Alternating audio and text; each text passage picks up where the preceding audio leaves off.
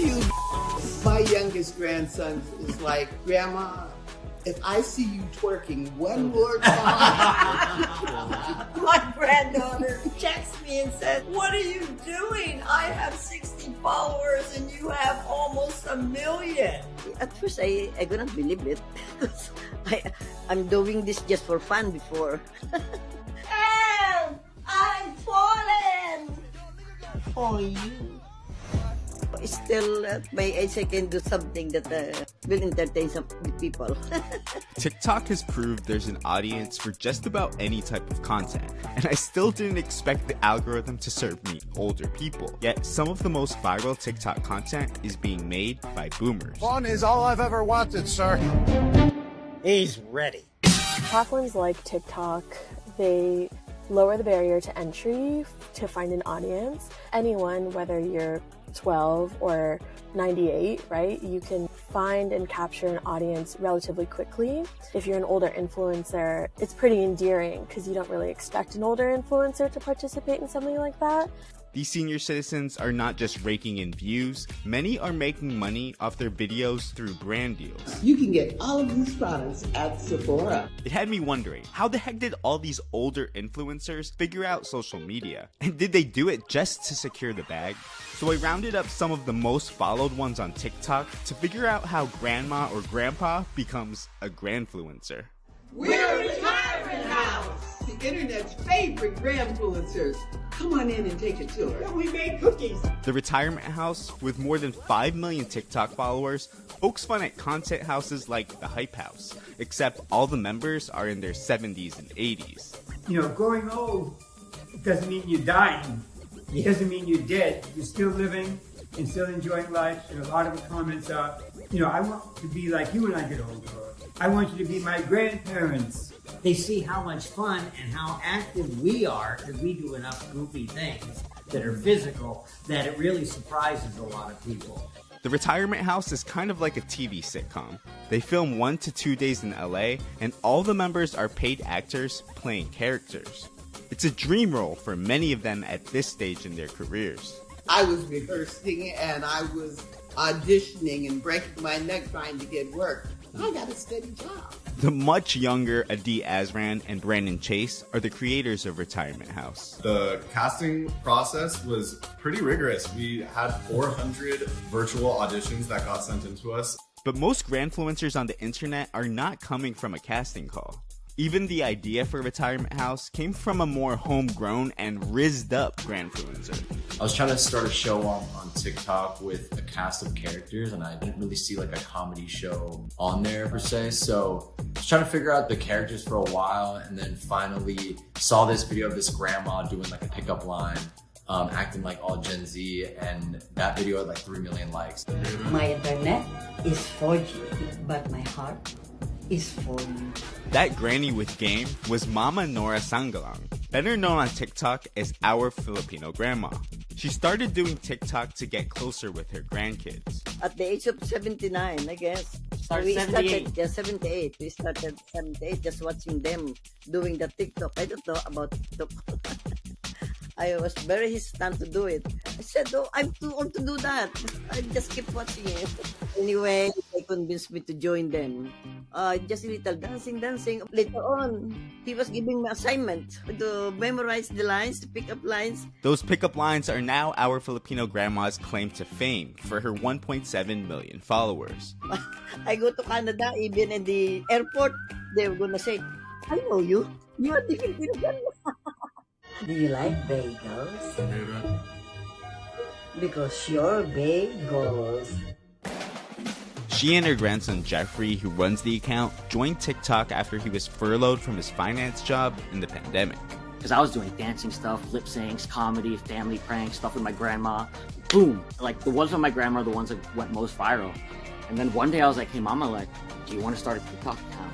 I can like treat it like a job. And she's like, okay. Yeah, she was hesitant. Do you have a band-aid? Because I scraped my knee falling for you. I'm a full-time content creator because of my grandma. At 80 years old, she's literally like peaking. Like she's having new dreams, she's hitting them, she's doing things she's never done before.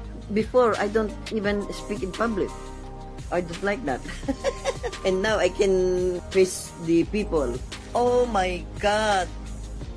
I'm Asian? I've been very, like, growing up very prideful, like, being Filipino, and so, like, it felt like an authentic way to express ourselves. So that all the youngsters that has Lola, they will gonna say our Filipino grandma, I'm reminding them of their Lolas. If we think about Granfluencers as an aspirational figure of what growing old looks like, and we only have like white Granfluencers, then we're only going to have one kind of picture of aging.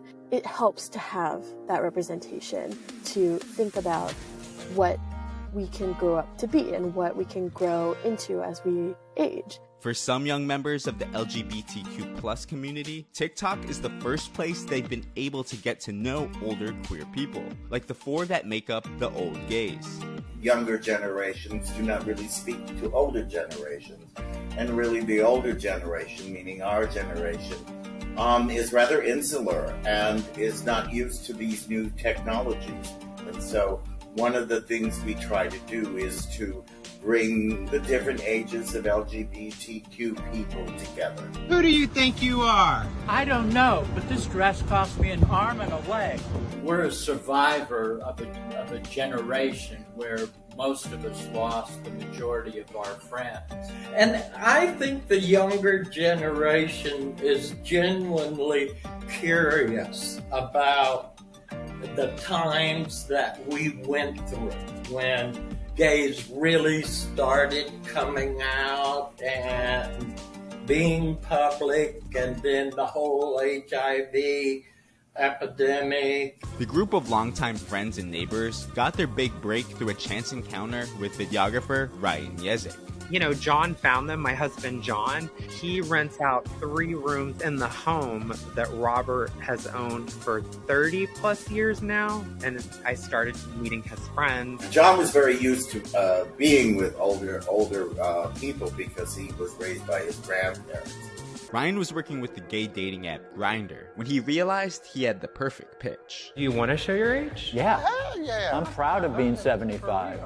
And I told them, yeah, you know, my husband has this group of guys he calls the old gays. And so I just started putting them on camera and asking them questions, and the rest sort of is history. That series went viral and turned the old gays into internet stars. I was living in senior subsidized housing, and all of a sudden I was making so much money that I had to move out of the senior center.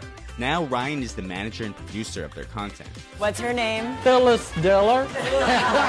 On top of a massive online following, they also have a book and docuseries in the works. They look like a lot of fun. Most people start posting on TikTok without the expectation that they're going to become creators, whether you're old or young. These Granfluencers really just started by posting for funsies, and similar to most TikTok influencers, they get the brand deals later or the sponsored posts or partnerships later. It's expected that adults over the age of 65 will outnumber children by 2030. Until then, Granfluencers on TikTok are helping to make that future more optimistic. We deliberately try to do our dance routines and enjoy life and interact with people, and I think that we're showing the younger generation that getting old is not necessarily throwing in the towel, that it can be fun. Well, we know that you're sick and full of dope and drip. Yeah, where's your drip? You're on fire.